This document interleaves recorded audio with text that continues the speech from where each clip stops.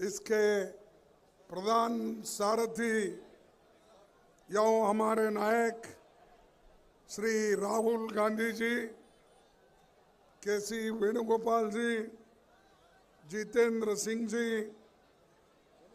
देवव्रती सैकिया जी, भूपेन बोरा जी, गौरव गोगोई जी, प्रद्युत बोरडोला जी और अब्दुल खालिक एमपी जी, सभी सहयोगी दल के नेतागण, सीएलपी राजस्थान, मंच पर बैठे सभी नेतागण और एआईसीसी के पीसीसी के सभी मेरे नेता और भाइयों और बहनों, मैं माफ़ी चाहता हूं कि थोड़ी सी देरी यहाँ आने में मुझे लगी, लेकिन हमारे राहुल जी की यात्रा इतनी अच्छी चल रही है, ये देखकर बीजेपी के लोग घबरा गए हैं और बीजेपी के लोग घबराए हैं और हमारे पीसीसी प्रेसिडेंट के ऊपर वो अटैक किए, लेकिन वो डरने वाला आदमी नहीं है। वो राहुल जी का सिपाही है, कांग्रेस का सिपाही है और कांग्रेस किसी से डरने वाली नहीं है। ऐसे बहुत से लोग हम देखे हैं। ये तो ऐसा हुआ, मेरी बिल्ली मुझसे म्याऊं, जो बिल्ली हमारे पास थी वही हमको फिर म्याऊं कर रही है। तो इसीलिए ऐसे बहुत लोगों को हम देखे हैं और हमको डराने की कोशिश अगर कोई करते हैं, हम कभी नहीं डरेंगे। ये कांग्रेस का वादा है। देश के लिए हमने खून बहाया, हमारे लोग जेल में गए, हमारे लोग फांसी पे गए। अरे हम ब्रिटिशर को नहीं डरे, क्या बीजेपी को डरेंगे? भाइयों, मैं मां कामाख्या को नमन करता हूं। आसाम के महापुरुष शंकर देव जी, माधव देव जी, अजान पीर जी दरगाह सद्भाव के प्रतीक है। जिस जगह सद्भाव का प्रतीक है उस जगह यहाँ बीजेपी के लोग हम पे अटैक कर रहे हैं और हमारे लोगों को मारना, धमकाना, कार तोड़ना, फोड़ना, ये काम कर रहे हैं। अरे भाई, अगर एक पत्थर आप मारेंगे तो वही पत्थर आपको भी लग सकती है। इसीलिए मैं चाहता हूं शांति के साथ सभी रहना है और हमारे जो राहुल गांधी जी की जो यात्रा है उसको सफल करने के लिए सभी को मदद करना चाहिए, सहकार करना चाहिए और डराने की कोशिश कोई नहीं करना चाहिए। 15 राज्यों से होकर भारत जोड़ो न्याय यात्रा ये जाएगी, सबके साथ चर्चा करेगी और राहुल जी हमेशा इससे पहले जो यात्रा चली वो कन्याकुमारी से लेकर कश्मीर तक चली। उस वक्त कहीं पथरावबाजी नहीं हुआ, कोई किसी को डराने की कोशिश नहीं की। हालांकि बहुत से रास्ते में बीजेपी की गवर्नमेंट थी, बहुत से संघ संगठन थे, आरएसएस का हेडक्वार्टर नागपुर, वहां से भी हम लिखने लाखों लोग उस जुलूस में शामिल थे, लेकिन किसी ने कोई गड़बड़ नहीं की। आसाम में क्यों हो रहा है? तो ये इसलिए हो रहा है, ये मोदी जी के चेला है।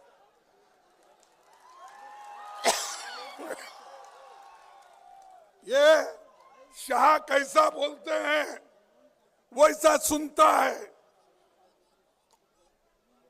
और ये आदमी इतना ही नहीं, हमारे देश के दलितों को डराता है, हमारे माइनॉरिटी को डराता है, बैकवर्ड क्लास को डराता है, और डरा के वो लोगों को दहशत में रख के आगे के चुनाव के लिए काम कर रहा है। भाइयों, ये सोच है कि आज इस देश में बीजेपी दिल्ली से सरकार चलाना चाहती है हर स्टेट में। हमारा देश तो विविधता में एकता की जगह एक देश, एक देश, एक भाषा, एक लीडर, एक चुनाव, एक विचारधारा को देश पर थोपना चाहते हैं आरएसएस और बीजेपी। और उनका चेला ये है, अगर आप क्या चाहते हैं, इस देश में डेमोक्रेसी हो या ना हो? डेमोक्रेसी होना चाहिए ना, उसको जिंदा रखना चाहिए ना, संविधान को हम जिंदा रखना चाहिए ना। जब हमको जिंदा रखना है, हमको लड़ना होगा। सिर्फ अब जो हमारे अध्यक्ष के नाक से खून निकला, अरे खून जो आज एक हमारे सिपाही का आपने लिया, ये अच्छा नहीं किया आपने। आप अपने आप को ये नीचा दिखा रहे हैं। अगर ऐसा नीचा दिखाते गए तो इस देश में टॉलरेंस कहाँ है?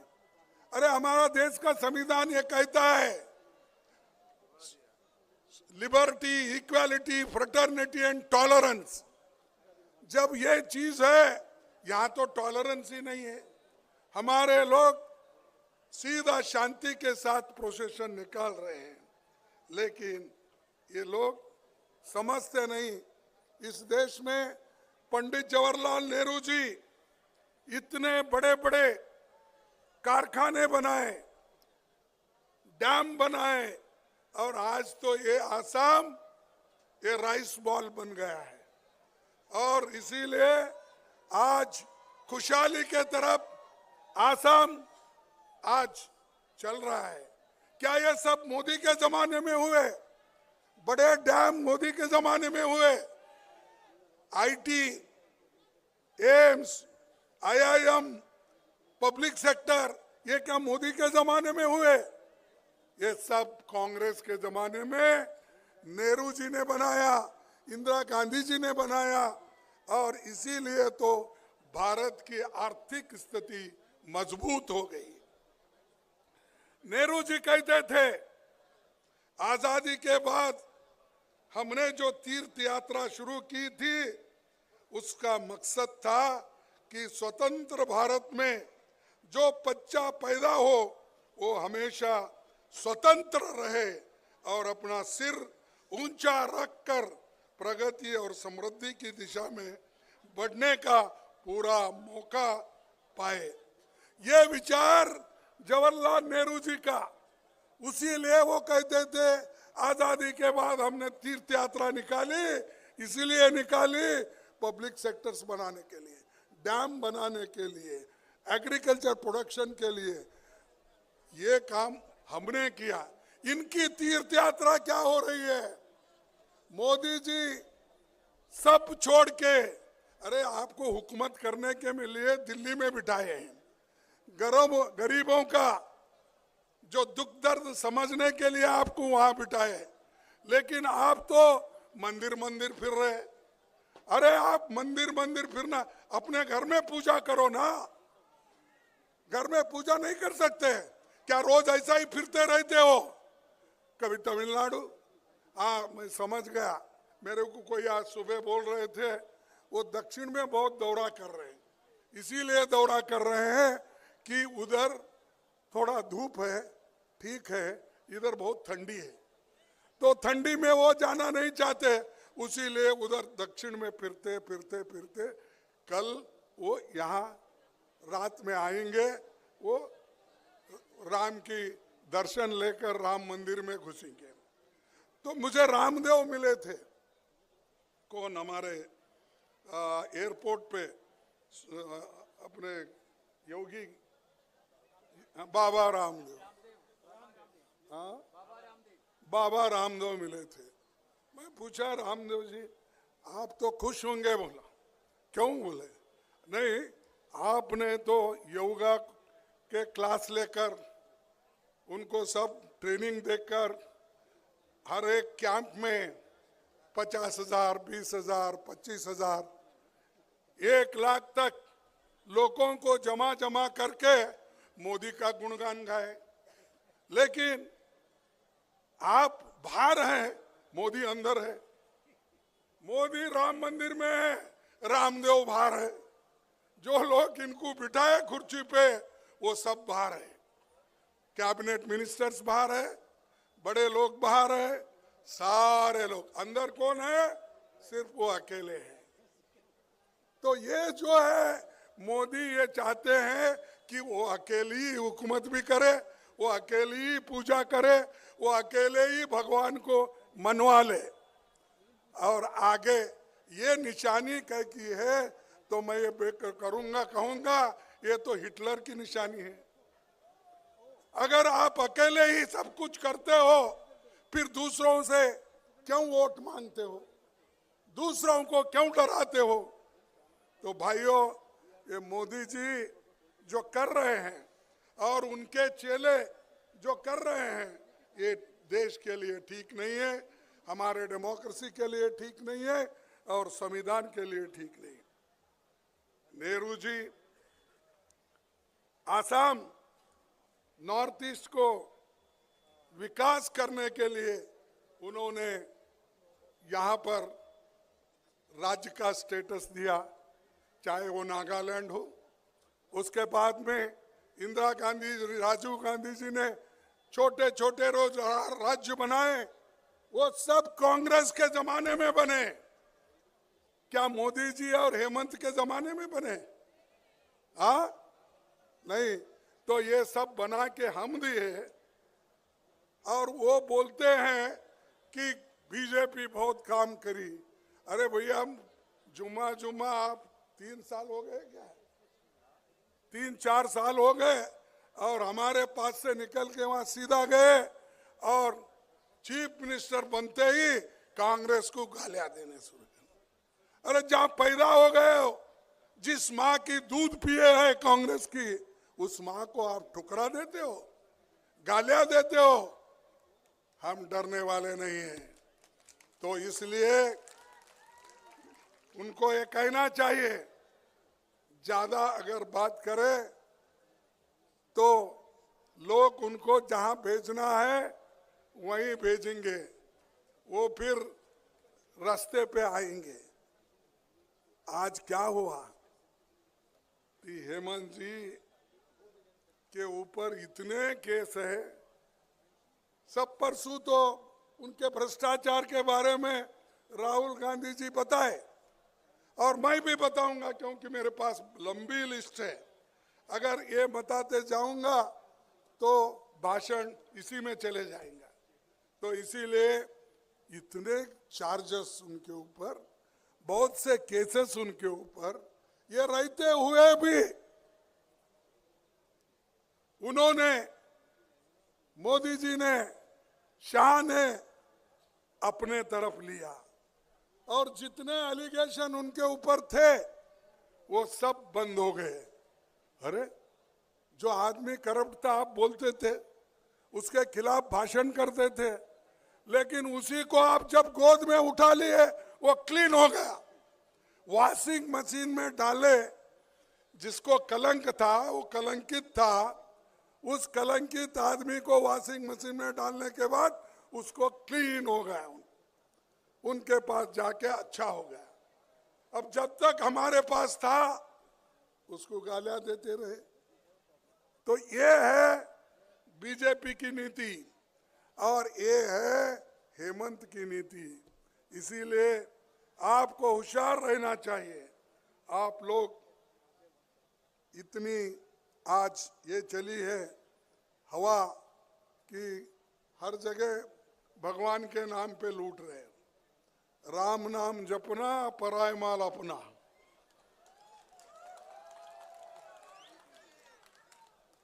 यह है क्या देश में कोई आज तक राम भक्त नहीं थे? क्या कोई देवल नहीं बंधे? मैं खुद ही बहुत बड़ा एक बुद्ध का मंदिर बना। क्यों? अगर आप ही बोलते हैं बुद्ध भी क्या है? विष्णु का 9वां अवतार। अरे भाई इतने अवतार है, उसमें से सभी अवतारों को आप करो। राम जी का भी करो। हमारे लोग तो राम भक्त है हमारे पास भी, क्योंकि आस्था है। हर एक की आस्था अलग अलग हो सकती है। कोई क्रिश्चियन हो सकता है, कोई बुद्ध हो सकता है, कोई इस्लाम हो सकता है, कोई सिख हो सकता है, तो कोई हिंदू हो सकता है। तो ये तो हमारे देश में विविधता में एकता है। हमारे देश विविधता में एकता है, लेकिन एकता को तोड़ने वाले लोग बीजेपी वाले हैं।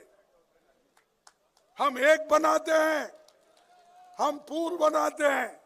हिंदुस्तान में ब्रह्मपुत्रा के ऊपर अगर किसी ने पहला पुल बनाया, वो जवाहरलाल नेहरू जी ने बनाया, कांग्रेस ने बनाया। और बड़ी पुल जो बन गई, मैं उस रास्ते से गुजर रहा था, वो भी कांग्रेस ने बनाई। इतने पुल बनाए और ये सब लिंक आसाम से हो गए। लेकिन अब सिर्फ लोग लूटने के लिए अपने काम कर रहे हैं। कंपनी भी उनकी, स्टील भी उनका, सीमेंट कहाँ से है मुझे मालूम नहीं, सैंड भी उनका, सब करके वो लोग आज ये काम कर रहे हैं। भाइयों, आज जो हमारी यात्रा है मणिपुर से शुरू हो गई है, इम्फाल से शुरू हो गई। ये यात्रा नहीं, मैं कहूंगा एक तपस्या है। ये यात्रा नहीं, तपस्या है। इतना मुझे बताओ, कौन नेता कन्याकुमारी से कश्मीर तक चला? कौन नेता आज मणिपुर से बॉम्बे तक जा रहा है? कोई नहीं। कोई समंदर में डुबकी लेता है, कोई तालाब में डूबता है, फिर उठता है। ऐसे लोगों को ही आप देखे हैं। अंदर अच्छी बनीन रहती है, ऊपर शर्ट पतला रहे तो भी ठंडी नहीं लगना। मैं देख रहा था, डुबकी एक बार मारे उठे। अरे इससे क्या भाई? देश की हालत देखो, एम्प्लॉयमेंट देखो, इन्फ्लेशन देखो, किसानों की हालत क्या है देखो, गरीबों की हालत क्या है देखो, दलितों की हालत क्या है देखो, ट्राइबल की हालत क्या है देखो, छोटे मोटे व्यापारियों की हालत क्या है वो देखो। वो सब छोड़ के कहीं ऐसा बढ़ते हैं, कहीं ऐसा बढ़ते हैं। अरे ये तो छोड़ो ना साधु संतों को, वो करते हैं अपना काम। हम जाके साधु संतों को नमन करेंगे, देवल में जाके नमन करेंगे, लेकिन आप बीच में क्यों आ रहे हैं? आप बीच में, आप कौन होते हो बीच में आने वाले? और मंदिर में आप अकेले रहेंगे, हम सब बाहर रहेंगे। हमारे को भी दावत आई थी। अब मैं हमको सब बाहर रख के तुम गर्भगुड़ी में अगर मंदिर में अगर जाके अकेले आज सबके साथ अगर पूजा करते बैठे तो क्या ये एक व्यक्ति सारे भगवान को कब्जा कर लिया, सारे को मॉर्टगेज कर लिया है?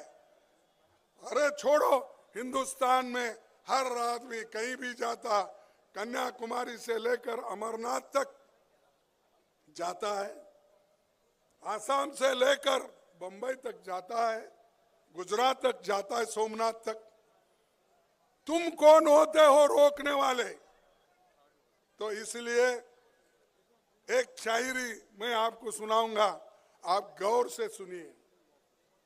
राहुल जी का ये यात्रा और तपस्या कैसा है, जो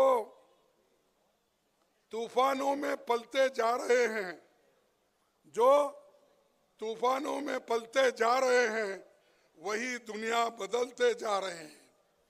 जो तूफानों में चलने की जिनको आदत होती है, वही दुनिया को बदल सकते हैं, दूसरा कोई बदल नहीं सकता। और राहुल जी की विचारधारा, हमारी विचारधारा एक है, और बीजेपी की विचारधारा और आरएसएस की अलग है। इसीलिए अगर हमारे विचारधारा को लेकर लड़ना चाहते हैं और बीजेपी और आरएसएस के आइडियोलॉजी को अगर खत्म करना चाहते हैं, देश को बचाने के लिए, संविधान को बचाने के लिए, लोकतंत्र को बचाने के लिए आप हमारे साथ आओ, तभी देश बचेगा।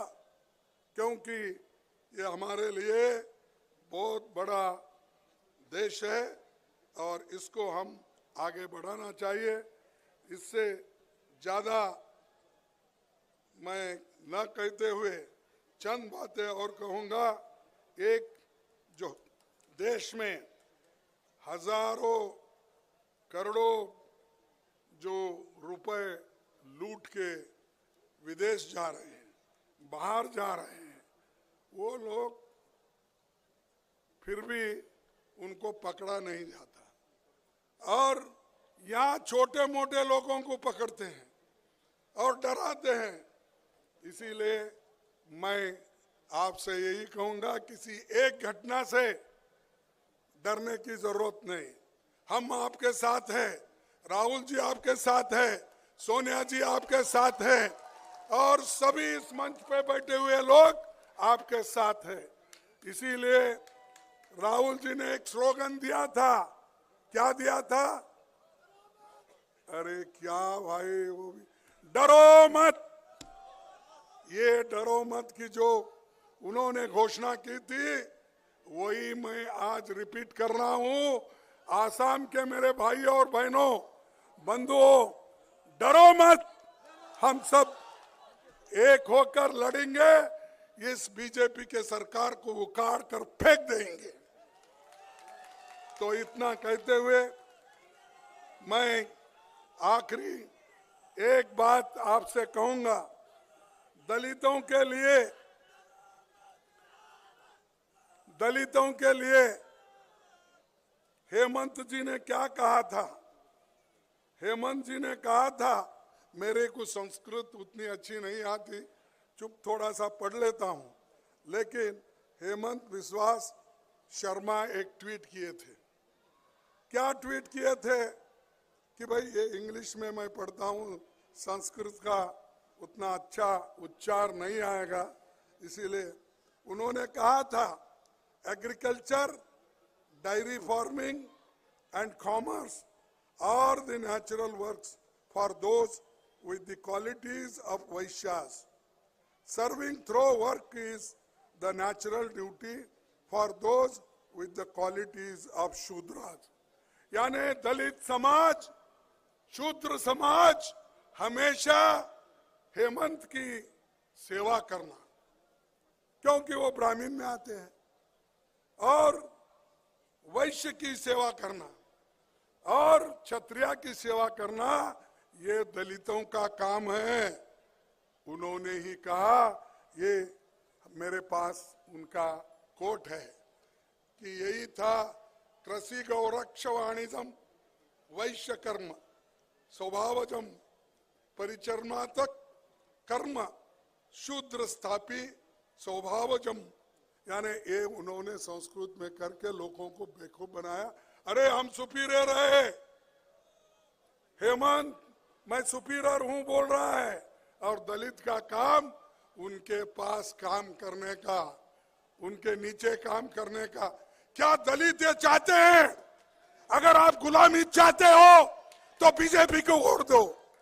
अगर आप स्वतंत्रता से रहना चाहते हो, अंबेडकर के संविधान को बचाना चाहते हो, नेहरू जी के डेमोक्रेसी को बचाना चाहते हो, तुम कांग्रेस का साथ दो।